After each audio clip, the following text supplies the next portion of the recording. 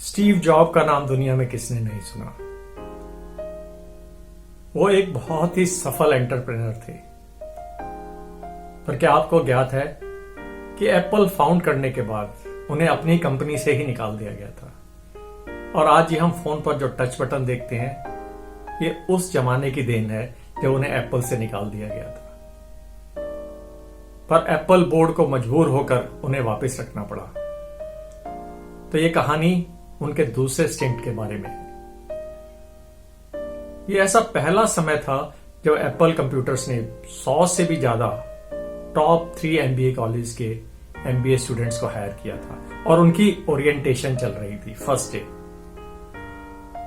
बिना शेड्यूल के Steve job उस कॉन्फ्रेंस में आ गए। किसी को उम्मीद नहीं थी और उन्होंने माइक लिया और एक सवाल पूछा कि आपको क्या लगता है अगली जनरेशन में मार्केट लीडर कौन होगा, कौन सी कंपनी होगी और उसमें क्या काबिलियत होगी।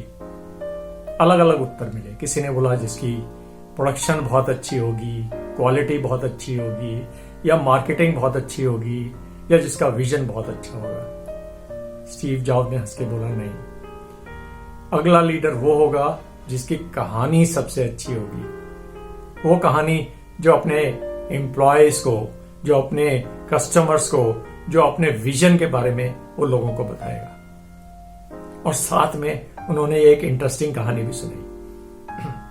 उन्होंने बताया कि जब वो छोटे थे तो उनके घर के पास एक 80 वर्ष का एक बुजुर्ग आदमी रहता था।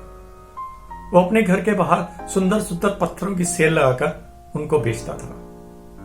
एक बार उन्हें कुछ पत्थरों की आवश्यकता पड़ी तो उसके घर गए। बात करने में वो काफी अच्छा था। तो उन्होंने उससे पूछा कि आप ये इतने सुंदर पत्थर कहां से लाते हैं। बुजुर्ग आदमी स्टीव जॉब को अपने साथ अपने गैराज में पीछे ले गया। वहां पे आड़े तिरछे टेढ़े मेढ़े हर तरह के भद्दे पत्थर पड़े थे। उसने एक मशीन दिखाई जो एक बहुत बड़ा ड्रम था।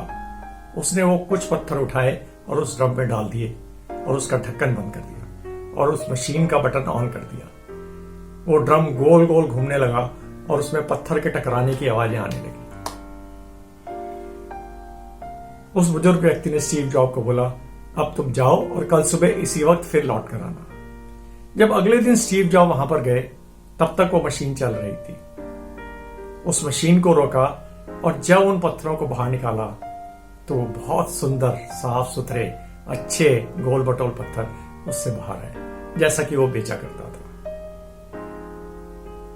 इससे एक बात तो समझ में आई कि जब पत्थर आपस में टकराए, मुश्किलों से गुजरे, तो उनका निखार हुआ।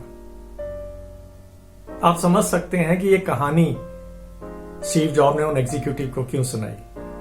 वो बताना चाहते थे कि जब आप इस ऑर्गेनाइजेशन में काम करेंगे तो आपस के जो लोग हैं उनसे टकराव होगा, विचार विमर्श होगा, अपने अपने अलग विचार होंगे, लड़ाई झगड़े भी होंगे, लेकिन अंत में जो आदमी टिका रहेगा वो उन सुंदर पत्थरों की तरह निखर कर बाहर रहेगा। यही काबिलियत थी स्टीव जॉब की कि कोई भी बात जब वो कहना चाहते थे तो इतनी सुंदर कहानी में पिरो देते थे कि सामने वाला वो कभी नहीं भूल पाता था।